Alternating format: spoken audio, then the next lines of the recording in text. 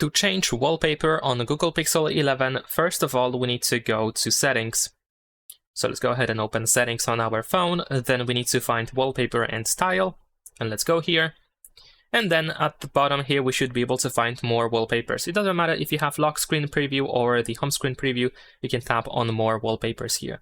We have a bunch of different options to choose from. We have a bunch of different categories or collections, and you can just go through these collections in order to try to find something that you want to set on your phone. So let's say I'm gonna go to landscapes, and as you can see, we have many different examples.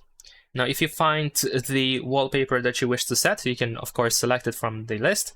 Here we have the preview, and you can tap on the home screen or lock screen preview, and you can, for example, zoom in or zoom out and adjust the position of the wallpaper. And then we can tap on this check in the upper right corner to apply these changes. And now we can go ahead and tap on next. You can decide if you want to set it on the home screen, lock screen, or both of these screens, so you can tap on these checks in order to decide, and tap on apply button. And there we go, that is pretty much it. Leave a like and subscribe.